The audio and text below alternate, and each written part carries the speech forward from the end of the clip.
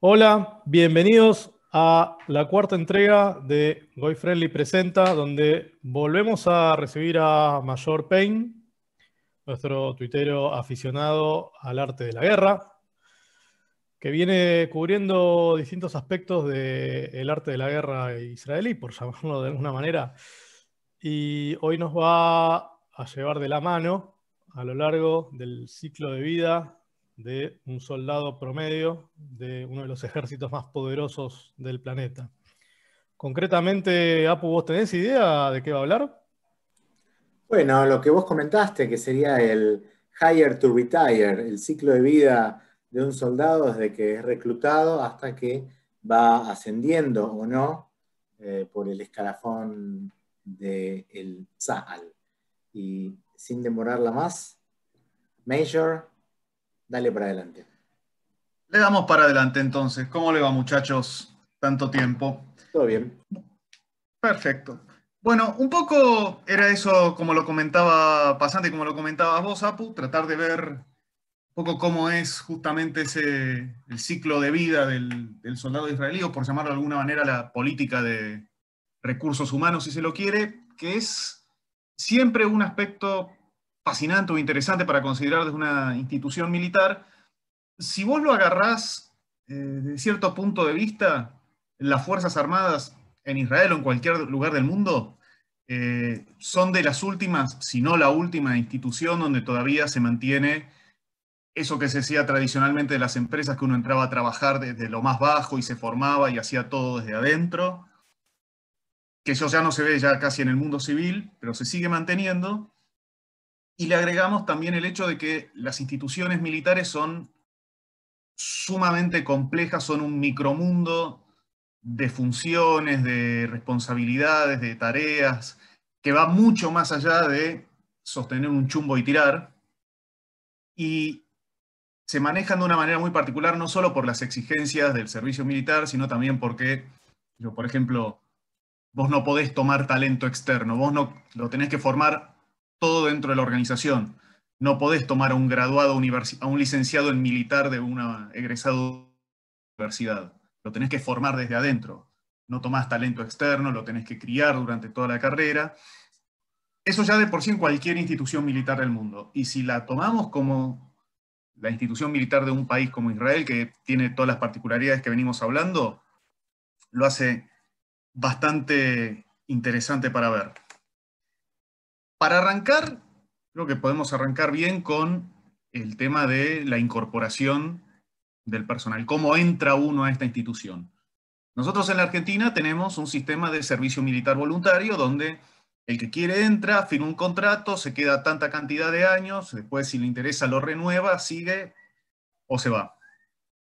Israel mantiene un sistema que, como lo habíamos descrito anteriormente, es de servicio militar obligatorio, casi servicio militar universal prácticamente, con dos partes. Una parte que es activa y permanente y otra posterior que es de varios años de obligación de servicio parcial.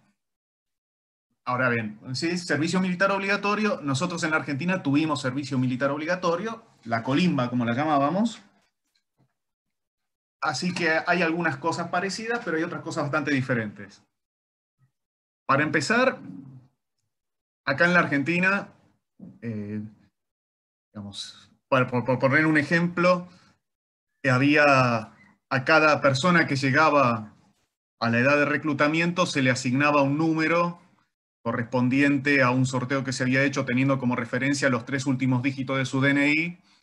Se fijaba una línea de corte y los que tenían un número por abajo de esa línea de corte, ¿se acuerdan? Eran los que salvaban por número bajo, como se decía, y el resto hacían el servicio militar. Bueno, en Israel lo que tenés es, si no estás fuera de las causales de exclusión del servicio, lo tenés que realizar. Y ahora vamos a ver bien, entonces, un poco cómo es que funciona este sistema. Para empezar, ¿quiénes son los que están sujetos a conscripción? ¿Quiénes son los que, si les toca, lo tienen que hacer y no se salvan por número bajo ni ninguna cosa por el estilo?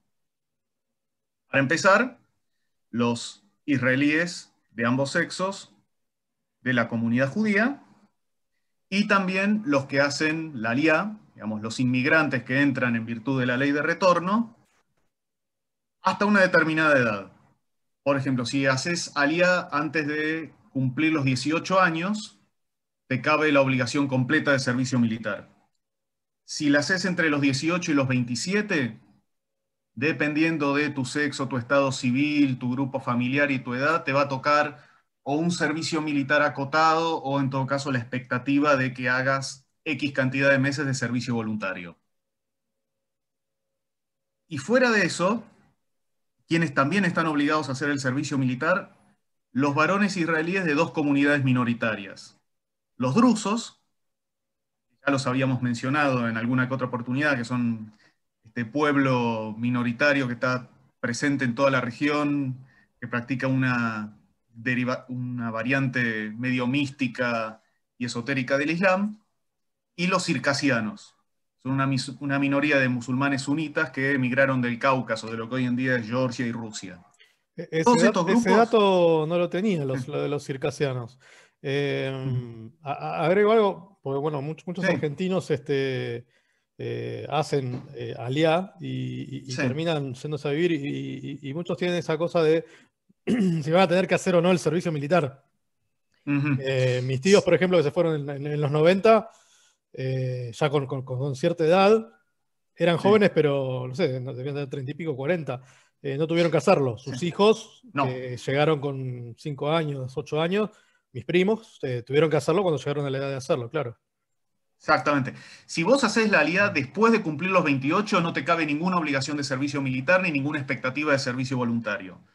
Si la haces antes de los 18, te toca el paquete completo.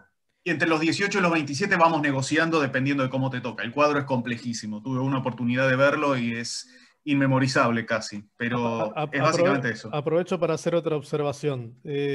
Sabemos que Tel Aviv es una gran capital del Gay Parade y es muy afín a los movimientos LGBT.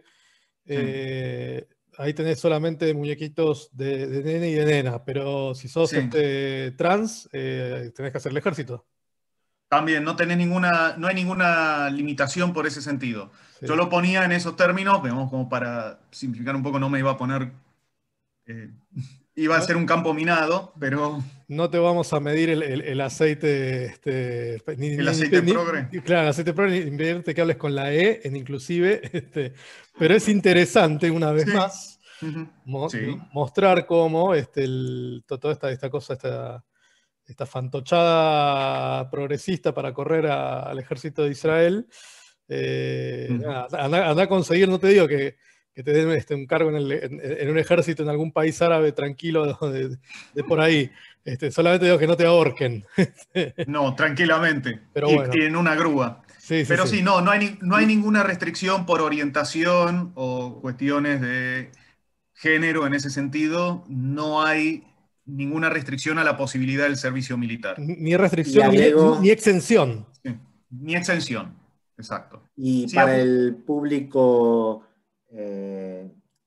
posiblemente el público judío, agrego que el cherkesía, que es como se dice, le llama a los circasianos, es un paso de la danza folclórica Rikudim del pueblo judío o de Israel. Me acuerdo, Paso Maim, Cherkesía, es verdad. Paso Maim, hora Cherkesía, exactamente. Todo tiene que ver con todo, decía Pancho Ibáñez. Exactamente. Bueno, estos son los grupos que les toca hacer el servicio, que están sujetos a la convocatoria normal. ¿Quiénes son los que están exceptuados? Todos los miembros de las demás minorías religiosas israelíes, básicamente. En la medida los israelíes de religión islámica o de las distintas variantes del cristianismo que generalmente corresponden a ese 20% de la población que es árabe israelí. Pero... tal vez lo ibas a decir ahora, pero hay un servicio nacional también. Claro, hay un servicio nacional sustitutorio, digamos, la posibilidad de hacer obras de distintas cuestiones de ayuda social por un lapso de un año. Creo que es el Sherut Leumi que lo llamaban, que es como una especie de servicio social. De todas maneras, ¿qué que estén exceptuados del servicio militar obligatorio no quiere decir que lo tengan vedado. No hay nada que les impida ingresar al servicio si lo quieren hacer de manera voluntaria, y tienen las FDI en sus filas personal musulmán y cristiano de distintas variantes que prestan servicio de distinta manera. Están exceptuados de la obligación. Exactamente, no les llega la cartita de notificación. En rigor de verdad, lo que la ley dice es que a todo le debería caer, pero se hace una excepción por una cuestión minoritaria. La excepción la puso Ben Gurión en el 49. En el caso de los drusos y de los circasianos, se los incluyó en la obligación de servicio militar a pedido de las propias comunidades. Ellos mismos pidieron que se los incluya para el servicio militar, pero de todas maneras los únicos que los hacen esas comunidades son los varones. Y en muchos casos, por ejemplo en los drusos, más que hacerlo en las FDI, hacen la conscripción en la policía de frontera, digamos lo que sería la gendarmería para nosotros. Te está faltando una excepción no menor, la más picante de todas quizás. Que ahí es vamos, ahí vamos. Ahí me imaginaba que venía. Sé para dónde apuntás, que son las excepciones religiosas dentro de la comunidad judía. Disculpen si no pude encontrar un icono mejor para representar a lo más ortodoxo, si quiere, pero por ejemplo, los varones de las comunidades tradicionalmente ultraortodoxas, digamos, unas ramas hasídicas o Datileum y los nacionales religiosos, tienen la posibilidad de posponer el servicio militar o hacer una especie de servicio militar abreviado, combinado con educación religiosa, sobre todo para los que están haciendo la yeshivá. Se pronuncia así, ¿no? Sí, esto fue una negociación de Ben Gurión en los años 50, la ley tal, porque decían, bueno, ¿cuántos pueden ser los que vayan a estudiar en un mundo moderno? La religión no va a tener tanto lugar, entonces, bueno, que es casi folclórico que haya gente que se dedique, en vez de a la vida civil y militar, que se dedique a lo religioso. Le salió mal, creó un loophole, un buraco por el cual miles y miles de personas quedan exceptuadas, lo cual genera problemas en el balance entre las distintas grupos, sectores demográficos del país, porque no a todo el mundo le gusta que sus hijos vayan a la guerra y estos no, que aparte en general tampoco trabajan en general, que viven de estudiar. Exactamente. Y la otra excepción religiosa es para las mujeres que aleguen llevar un estilo de vida consistente con y fiel a los preceptos religiosos del judaísmo. Si vos sos una mujer y decís que llevas un estilo de vida religioso, judío tradicional, te exceptúan del servicio militar, que de nuevo también se presta para una cantidad de aprovechamiento. Hay gente muchas mujeres que descubren las virtudes de la vida religiosa cuando están a riesgo de recibir la carta de convocatoria. Bueno, sí, Dios se aparece en los momentos más misteriosos. Por supuesto. Ahora bien, ¿cuánto dura este servicio militar obligatorio? Para los varones dura 30 meses. Nosotros veníamos diciendo últimamente la clásica frase, 3 años los varones, 2 años las mujeres, pero esto desde 2015 que ya no es así. En 2015 se bajó el periodo de servicio para los hombres de 3 años, 36 meses, primero a 32, y a partir del 1 de julio de este año a 30 meses, 2 años y medio. Las mujeres siguen estando en 2 años de servicio, 24 meses, aunque dependiendo de la especialidad de servicio que estén realizando, se pueden prolongar algunos meses más. No sé si la intención eventual es que todos terminen haciendo 2 años, o como vi por algunos lados, que como las FDI saben que tarde o temprano van a tener que pasar a un sistema militar profesional y están haciendo la transición. Después de todo, no, en ningún país del mundo hacen lo que hicimos acá de salir del servicio militar de un año para el otro, principalmente por criterios electoralistas. Pero esto es en general para el servicio básico. Si vos tenés la posibilidad de hacer servicio como oficial, vas a tener mejor paga, más autoridad, vas a estar exceptuado de alguno de los forreos de la vida militar, pero tenés una obligación de servicio de 4 años. Y si siendo oficial te dan la posibilidad de entrar en alguno de los cursos más exigentes como los de piloto de combate u oficial de navegación en la Armada, la obligación de servicio se te va de 8 a 10 años. Pensá que formar un piloto de combate en la CFDI lleva 3 años y una enorme cantidad de dinero que sale del IVA de los garbanzos, y al Estado no le va a hacer ninguna gracia que después de semejante inversión vos renuncies a los 6 meses para ser piloto comercial en el AL y tratar de levantarte azafatas, o comprarte una lanchita y llevar gente que va a hacer buceo a las playas de Eilat y no, caretear en la playa. Si vos haces esos cursos que son intensivos, que son muy exigentes y que implican un cierto grado de confianza, pues asumís una obligación extra de servicio. Pero esa es como la regla. Lo que le permite este sistema es movilizar una cantidad de recursos para la defensa, de recursos humanos, que es desproporcionada respecto de la población del país. Un país de más o menos casi 9 millones de habitantes, ahí, cada figurita humana serían unos 10.000 israelíes. Ustedes piensen que con esa población, en condiciones normales, esto es personal profesional más conscriptos, es casi un 2% de la población en armas. Y si a eso le sumamos los que están obligados al servicio por la reserva, y pensás que estás fácilmente arriba del 8% de la población que está vinculada a la CFDI de alguna u otra manera por una obligación de servicio, ya sea activo o parcial reservista. ¿Puedo hacer una pregunta? Sí. Muy rápido, para no ocupar el poco tiempo que tenemos. Estas proporciones, ¿cómo se comparan con otros países? Si lo querés comparar, por ejemplo, con el caso de la Argentina, que tenemos una población 5 veces mayor a la de Israel. Sí. Bueno, si nosotros tuviéramos la misma proporción de personal militar permanente, no ya contando las reservas que tiene Israel, las Fuerzas Armadas Argentinas tendrían que ser del orden de 900.000 efectivos. Y hoy en día, entre las tres apenas llegan a 80.000. El resto, digamos, son planeros, ponele. Bueno, lo vamos a poner en esos términos, pero es una movilización enorme. Si vos aplicaras, por ejemplo, a Estados Unidos la misma proporción, 300 millones de habitantes, y ya tendrías que estar hablando de 6 millones de uniformados permanentes en servicio activo en todo momento, cuando las Fuerzas Armadas norteamericanas llegan al 1,5 millones. Bien, son 4 veces más de Estados Unidos. Argentina Claro. No tiene hipótesis de conflicto, no tiene... No me hagas hablar de ese tema porque me voy a entrar. No hablemos de eso, pero digamos, comparado con Estados Unidos, que es una fuerza militar activa, proporcionalmente a su población tiene el cuádruple activo en todo momento. Y de reserva, supongo que también muchísimo más. Muchísimo más. Estados Unidos, la reserva, ponele Guardia Nacional y todo eso, te duplicarán a lo sumo, llegarás a los 3 millones. Si vos tuvieras más o menos la proporción israelí, tendrías que estar hablando de unos 24 millones de uniformados.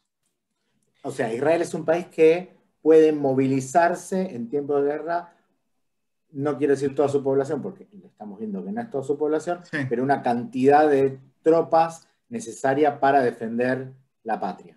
Exactamente. Una movilización que le permite el sistema de servicio obligatorio y reserva. Igual recordemos que todos saben disparar, todos saben primeros auxilios, o sea, eso es también habla de otro tipo de capacidades para movilizar recursos en situación de conflicto.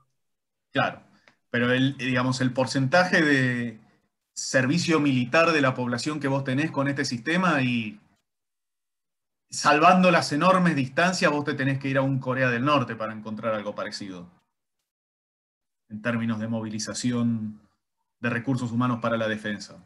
Y eso teniendo en cuenta que Israel viene haciendo un trabajo de hace algunos años de achicar la reserva, de no convocar tanta gente al servicio. O sea, aún con todo eso sigue siendo impresionante. Ahora bien, teniendo todo esto presente, ¿cómo empieza el camino del recluta? ¿Por dónde empieza? Comienza con una carta, con un sobrecito.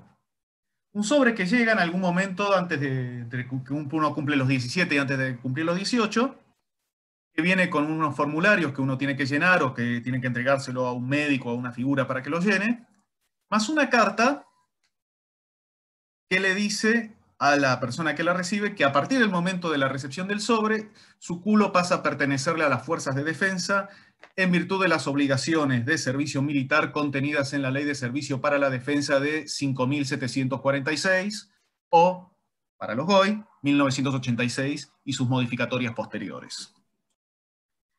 Esa ley, o sea, este sobrecito, la Tzav-Rishon, la primera notificación, como se la llama frecuentemente, le va a dar al joven recluta un número de trámite porque se ganó una jornada con todos los gastos pagos en la oficina de reclutamiento más cercana a su domicilio, donde los especialistas, médicos y psicólogos de la CFDI van a someterlo a una batería de estudios para saber exactamente qué paquetito están comprando al incorporarlo al servicio. A ver cómo se maneja con el idioma, cuál es su estado de salud, su estado psíquico si se quiere, y distintas otras apreciaciones. Una vez que termina la jornada ahí en el Lishkat HaGius, en la oficina de reclutamiento, nuestro joven muchacho vuelve a su casa y al cabo de un tiempo le va a llegar otro sobre. Este sobre va a contener una lista con 8 posibles actividades, formas de servicio militar que a partir de la jornada en la oficina de reclutamiento, las CFDI determinaron que puede estar en condiciones de realizar. Le va a pedir que las ordene de acuerdo a su preferencia y lo mandes de vuelta. Van a tener en cuenta esa preferencia a la hora de decidir qué función van a realizar, pero el criterio fundamental van a ser las necesidades del servicio. Así que si vos pusiste ordenado del 1 al 8, no hay nada que te asegure que ese orden de preferencias impida que te toque la opción número 8, si las fuerzas de defensa determinan que ahí es donde vas a prestar servicio. ¿Cómo llegan a esa determinación? Básicamente porque de tu día en la oficina de reclutamiento, las FDI se ocuparon de condensar todo lo que vos representás como un copito de nieve individual, único, irrepetible y especial para la MAME, en 2 indicadores dentro de 2 escalas diferentes. Primero, el perfil médico, y el segundo, el grupo de calidad. El perfil médico, básicamente, te va a colocar en un casillero, dependiendo de tu estado de salud, condiciones preexistentes y demás, que va a determinar qué cosas estás en condiciones físicas y médicas de realizar. Más bajo el número, más puertas vas a tener cerradas en el servicio militar o más funciones vas a tener restringidas.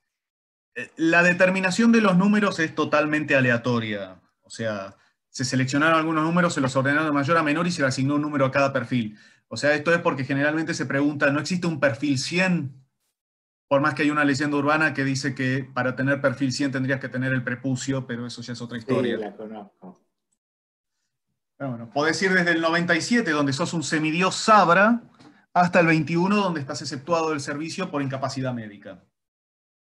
La otra escala, el grupo de calidad, deriva de los estudios psicotécnicos y los exámenes de hebreo y esas cosas, las entrevistas, y va a determinar qué grado de responsabilidad vas a estar en condiciones de asumir y qué tipo de complejidad de tareas vas a poder realizar. Va a determinar, por ejemplo, si vas a tener abiertas todas las puertas para llegar a ser oficial o si vas a pasar, en todo caso, tu periodo de servicio militar obedeciendo órdenes y cumpliendo tareas sencillas.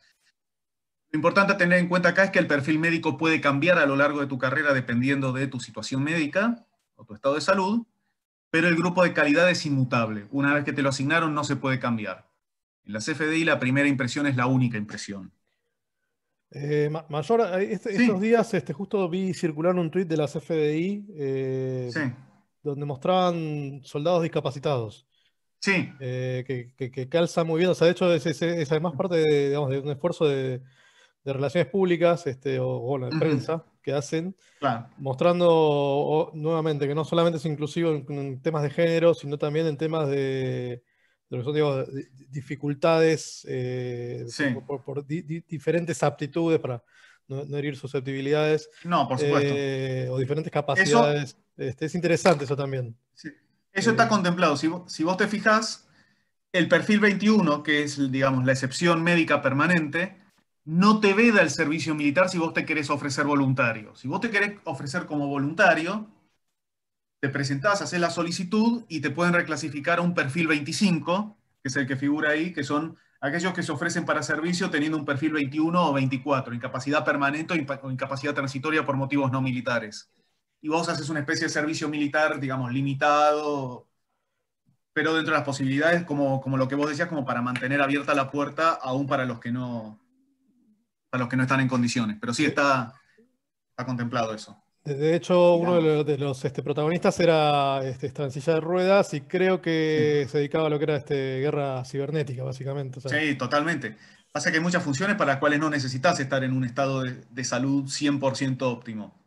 Eso es, digamos, principalmente para servicio en combate, pero hay un montón, ya vamos a ver, hay un montón de tareas y funciones en las cuales no necesitas estar en el pico absoluto de la capacidad física. Pero bueno, con estos dos números, el perfil médico y el grupo de calidad van a determinar qué función vas a estar en condiciones de realizar. ¿Cómo sigue el proceso? Una vez que las FDI toman tu lista de preferencias y la contrastan con sus necesidades de servicio y te asignan una función, eventualmente te van a dar una fecha para que te presentes en la base de absorción e incorporación, creo que por lo menos es el nombre, cuyo acrónimo en hebreo es BACUM, donde vas a pasar tu primer día de servicio militar y va a incluir la recepción, la entrega de una identificación militar, que todas las cuestiones de presentación, como que te den, te hacen el corte al rape y esa clase de cosas, te entregan los uniformes, te llevan a la base y ahí te dan, por ejemplo, lo que aparece ahí, que es el carnet militar, como el documento de identificación que te reconoce como un miembro de las fuerzas de defensa. Y después ahí te transportan, de tu día en el BACUM, te transportan a la base donde vas a empezar tu proceso de capacitación. El proceso de capacitación militar tiene dos partes. La primera es común a todas las funciones que vayas a realizar, sea que vayas a ser infante, piloto de combate, oficinista, lo que sea, vas a pasar siempre por la primera parte, la instrucción básica, o como se la conoce, el tironut, el curso de riflero, curso de tirador. ¿Cómo? Tironut. El tironut. Sí, sí, sí. Esta es como la fase básica común, lo que acá en la Argentina llamaríamos el núcleo de instrucción básica. Así le dicen, por lo menos en el ejército. Que es, digamos, te capacitan para orden cerrado, mínimo de disciplina militar, procedimientos y manejo de armas, y hay toda una serie de cursos secuenciales que uno completa y que tiene que ir llenando hasta que alcanza el nivel de tironut que le exige su propia especialización. Por ejemplo, si vas a estar en servicios no combatientes, vos tenés que completar hasta tironut 02. Si vas a estar en servicios de combate, mínimo tenés que tener 03, o dependiendo incluso de la función, te pueden llegar a pedir un tironut 06. Los superiores a esos, 7, 8, 10 y 12, son para gente que está en infantería, pero se los considera tironut igual. Una vez que salís de la autopista del tironut por la bajada que te corresponde, vas a la fase de instrucción especializada de la función que vos tenés que realizar, que se hace generalmente en una base de adiestramiento, BAJAD, por su acrónimo en hebreo, donde, digamos, cada cuerpo, cada rama de servicio de las FDI tiene su propia base, muchas identificadas con un número, a donde te van a mandar para que vos completes el resto de tu capacitación, que va a llevar en total todo el proceso de formación lleva unos 6 meses. Ponele, si vas a infantería te mandan a la Bajat 03, si vas a hacer artillería a la 09, si te toca como personal naval vas a la Bajat 600 en Haifa, y después hay una serie para la Fuerza Aérea.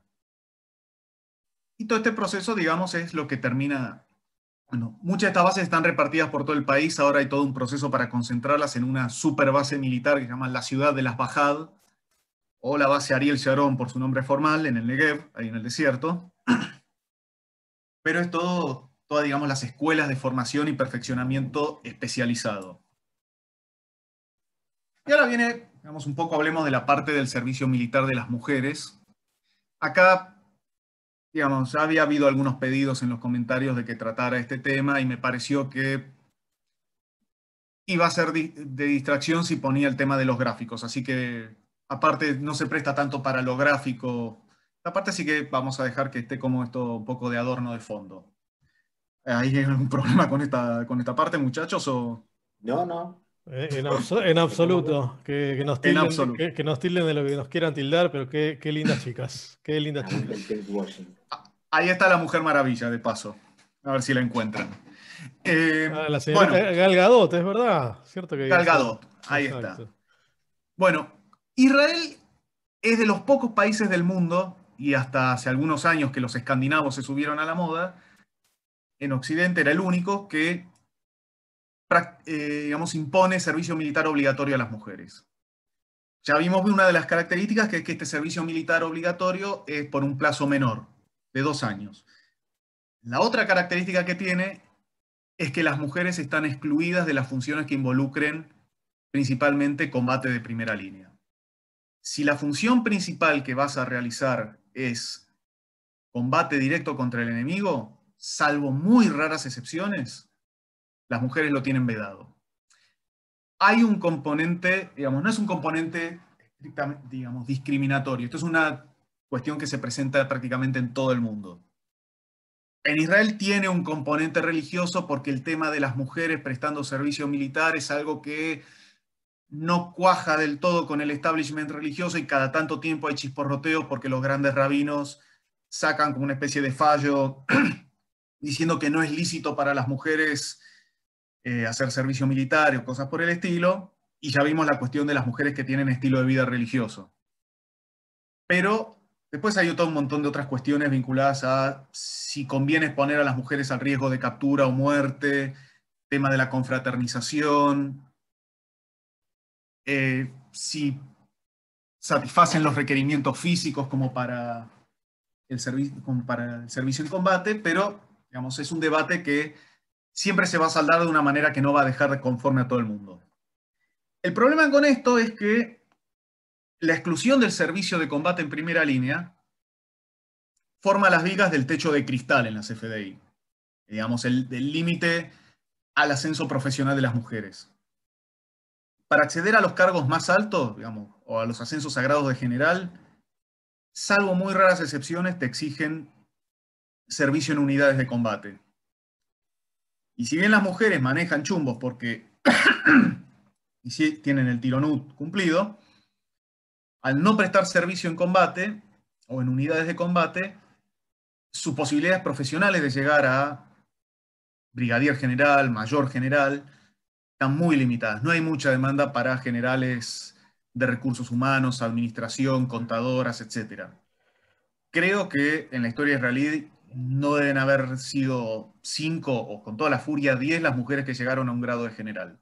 Hay algo que también Sí, te escuchaba y se me vino sí, a la cabeza, digo, el tipo de enemigos que tiene a nivel militar. sí, Digamos, uno se sí, imagina secuestrando un prisionero de guerra mujer sí. y digamos, el tipo de vejaciones al que podría someter a una mujer claramente es, digamos, de otro tipo. Ujú. Lo cual también justificaría no mandarlas al frente como mandás a un hombre, no porque un hombre se lo banque más, digo, Claro. o sea, No, no. el daño Pero psicológico es el mismo, pero estamos hay hablando, otra sensibilidad. sí, y otra cultura de cómo tratar al enemigo. Claro, Ahora, igual, ese argumento que vos planteás es algo que está presente en todas las Fuerzas Armadas del mundo que se plantearon esta cuestión. Digamos, no hay una cuestión de depravación especial o maldad especial, siempre se plantea esto.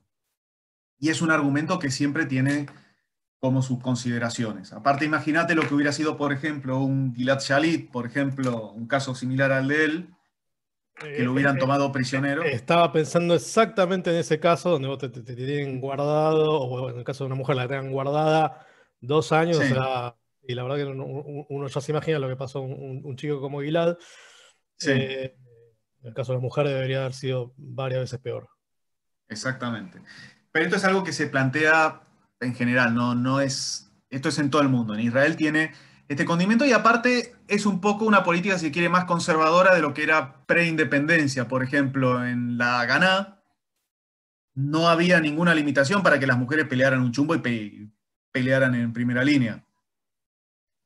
De hecho, cuando hace la transición de fuerza paramilitar semiclandestina a institución militar formal, es cuando se imponen más o menos estas restricciones. Igual, de todas maneras, se va como despejando un poco el panorama, pero esto tiene la cuestión del servicio militar. Vos ¿Dónde te encajan en el servicio militar? Te pueden encajar en uno de los distintos cuerpos, de los Heilot, singular Heil, creo que es la pronunciación, o Heil, no estoy seguro en este caso, que son, digamos, los agrupamientos de personal a donde vos te asignan en virtud de la función de combate que vos vas a realizar. Es un agrupamiento administrativo, si lo queremos ver desde el punto de vista civil, es una mezcla de sindicato, gremio medieval, colegio profesional, donde agrupan a todos los que realizan una función similar o un conjunto de funciones que tienen un efecto similar en las operaciones militares. Algunos de estos cuerpos, que son donde hay más restricciones para el servicio de las mujeres, ya que venimos hablando, son los que tienen funciones de combate. Entonces, la labor que hacen es pelea de primera línea, o donde la expectativa es que se agarren a los tiros con el enemigo. El clásico es la infantería. Digamos, cada cuerpo tiene sus propios emblemas, eso que aparece ahí son las tiras que aparecen, que se cuelgan del hombro en los uniformes militares, donde digamos, indica la unidad de pertenencia o el cuerpo al que sirven, los emblemas de la boina, el color de la boina, banderas institucionales, son como el punto que determina, digamos, tu identidad militar. Vos sos un infante, sos un tanquista, sos un artillero, etc. Perteneces al cuerpo y eso determina tu identidad militar, tu sentido de pertenencia. La infantería, digamos, los soldados que combaten de a pie, tiro a corta distancia, como el clásico cuerpo de combate. En ese caso, si vos estás en la infantería, viene una subdivisión extra donde te asignan, así medio como las casas de Hogwarts en Harry Potter, te asignan a una de las 5 brigadas de infantería permanentes. Cada una tiene, digamos, sus propias tradiciones, sus propias funciones, su propia mística, si se quiere, sus propios emblemas, y eso va a determinar tu sentido de pertenencia. O sea, no vas a ser solamente un infante, vas a ser un Golanchik porque te mandan a la Golani, vas a ser un paracaidista, en fin, te van a determinar por ese lado. Yo me acuerdo que era muy fan de los Gibatis. Creo que Sí, eran los que más caminaban cuando se recibían. Creo que se sí, hacían caminar todo el país. O una cosa así de tipo demencial. Pero claro. me encantaba eso. Tienen un zorro del Sí, desierto, ¿no? De emblema. exactamente, porque están, la asignación que tienen es en el Comando Sur.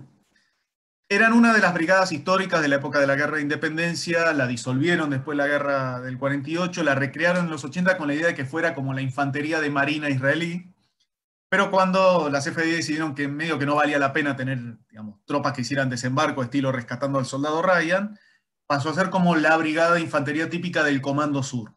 Toda esa cosa desértica y de marcha la vas a ver porque están ahí en el Negev. Es, digamos, como su puesto de combate, si se quiere. También están ahí, bueno, los Sanharim son los paracaidistas. Sí, Estaba la película de Hannah Senesh, que era sí, una mujer paracaidista con una historia bastante interesante. No sé sí. si ya existía Tzal en ese momento, no me acuerdo cómo era la Existía secuencia. el antecedente, Claro, porque porque ella Ah, fue a tirarse directamente en las líneas alemanas, ¿no? puede ser, era, puede ser. yo actué en la obra de Hannah Senesh, Ah, mirá lo que nos enteramos ahora. en Pero, Estados ¡Apa! Unidos, sí, pero eso quedará para otra ocasión. Eso quedará para otra presentación. Y bueno, después tenés el resto de los cuerpos de combate, digamos, los tanquistas, los artilleros, o como dicen o como dicen en las FDI, si vos querés que los demás paguen por tus errores, vas a la artillería. Porque en la artillería, si vos pifiás, mueren otros. Los ingenieros de combate, si te gusta construir o demoler cosas, y digamos, el cuerpo de protección de fronteras, que era el viejo cuerpo de inteligencia de combate, que son los que hacen reconocimiento, vigilancia en las fronteras, salvo la frontera norte, digamos, en el resto de las fronteras del país. Y es el único de estos que toma mujeres para todas las funciones. Entonces, bueno, los tanquistas, que es como emblemático, el hombre en el tanque vencerá, o como dicen en el resto de las FDI, el hombre en el tanque es el primero en morir quemado, así en una cosa medio de humor Hermoso. negro. Y después tenés toda una otra serie de cuerpos de apoyo. Habíamos hablado de una institución militar, es complejísima, es una cosa enormemente compleja, es un micromundo con un montón de funciones y donde la gente que tiene como tarea combatir en primera línea son la minoría. El resto están en una serie de funciones que van desde el manejo de información, el análisis, la logística, el transporte, el mantenimiento, la sanidad de combate, el mantenimiento del orden, la policía militar, la educación, los recursos humanos, todo un montón de funciones extra que te mantienen trabajando en cuestiones de apoyo. Y estos son, digamos, todos los otros. Incluso ahí tenés, por ejemplo, los de educación y juventud, que son los que hacen labor, ¿cómo se llama?, de educación formal, curso de hebreo, y es la, digamos, como la parte social de las FDI. Bueno, y después tenés también la... Esos deben ¿Cómo? esos deben ser los que en su momento, cuando me tocó ir a mí al Plan Sí, Tapuz a fines de sí. los 90, recibían a los judíos de todo el mundo, jóvenes judíos, Hmm, para pasar una semana en la base hmm. y salir espantado y antisionista en mi caso. Porque No me nada, quiero ni imaginar no, eso. no, no, no. Terminé quemando mi pantalón camuflado, creo. ¿Cuáles eran esos? Los de Eh, educación, cuerpo de educación y educación y juventud, juventud. sí, supongo que deben Ahí ser es. esos. Sí, un Eh, pueblo construye un ejército, construye un pueblo. El lema que tienen. Hay Es un lemas poco hay el... lemas muy lindos ahí, el de Sí, inteligencia, el del silencio es alabanza, sí. es divino. Sí, ese se lo agradezco al rabino Elman Ah, que me lo pudo tradujo él. traducir, Mirá, lo tradujo él. Ahí un- un agradecimiento al rabino. aprovechamos para dejarle un abrazo gigante a Diego Elman, que lo queremos mucho. Bueno, y después, bueno, la Fuerza Aérea, que es también como un cuerpo para su propia manera, aunque muy difícilmente si seas conscripto vas a ser piloto de combate. Y la Armada, que es más o menos lo mismo. Son también como micromundos donde hay distintas especialidades. Y si sos conscripto, tu guardarropa va a ser muy simple. Vas a tener dos tipos de uniforme de corte similar, solamente que uno, el Madei Aleph, digamos, el uniforme de servicio es más presentable, más de calle, más para usar en situaciones donde quiere un poco más de prolijidad, y el Madei Bet, el uniforme de trabajo, es el que vos vas a usar para laburo cotidiano, el uniforme de combate, si se quiere, que es probablemente el que vos terminaste quemando. Y si decidís hacer servicio permanente, vas a mantener el Madei Bet, pero vas a cambiar el Madei Aleph por uno un poquito más presentable, camisa, pantalones, esa clase de cosas, y vas a tener que usar eventualmente el ceremonial para eventos formales, que es, digamos, como un poco más de corte de uniforme militar tradicional. Pero eso, digamos, históricamente vos lo veías fuera del país, ahora se lo está usando más fronteras adentro. Y ahora que ya tenés el guardarropa, que ya tenés el uniforme, que ya tenés la instrucción y la capacitación, creo que podemos dejar pendiente para otra vueltita cómo es la evolución del servicio, cómo es tu ciclo de vida en este caso. Desde que pasás desde ser conscripto hasta eventualmente llegar a ser, qué sé yo, jefe de Estado Mayor. Todo se puede dar en la vida, ¿no? Así que no sé qué les parezca, muchachos, pero creo que podemos dejar acá como para cubrir en otra vuelta. Y yo ya veo que solamente con esto llegamos a sargento primero y la carrera Sí, sigue. Tenemos la carrera sigue. muchísimo para ver en en una segunda parte de este episodio, que sería Dale. un quinto episodio en sí, porque parece que hay mucho. Sí. Ahí ya veo los falafel, que son las Las cositas tiritas. las Sí. tiritas que se les ponen. Hay, la verdad, mayor una cantidad enorme, mucho de desconocido. De hecho, lo que estoy aprendiendo con esto es increíble. Y me imagino que quienes no saben nada y que por ahí hasta están bombardeados a diario con prejuicios estúpidos del ejército, de la homologación de Tzal, como si fuesen las SS. La verdad que es un material valiosísimo.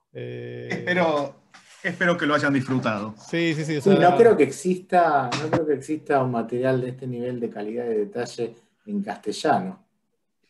Tal sí, vez no, Sí, sí. hay que mostrárselo a los de allá, y por ahí conseguimos el sponsor de las FDI, qué sé yo. el que nos Sí, faltaba. yo aclaro que muchas de estas cosas las saco de lo que puedo entender de fuentes en inglés y de lo que el traductor de Google me dice de la Wikipedia en hebreo. Así que, Pero bueno, como diría Tuzán, puede fallar. tenemos realmente una linda primera parte de un episodio que es el 4 y Yo lo nada. terminaría acá, Sí, dirías, yo lo terminaría acá. adaptando tu frase. Exacto. Y nos vemos en el próximo episodio para seguir con la carrera militar propiamente dicha. Nos vemos en Abrazo el próximo. grande. Lo ¿Eh? mismo para ustedes, muchachos. Bueno, nos Ha vemos la sido un gusto como próxima. siempre. Chau, chau. Chao.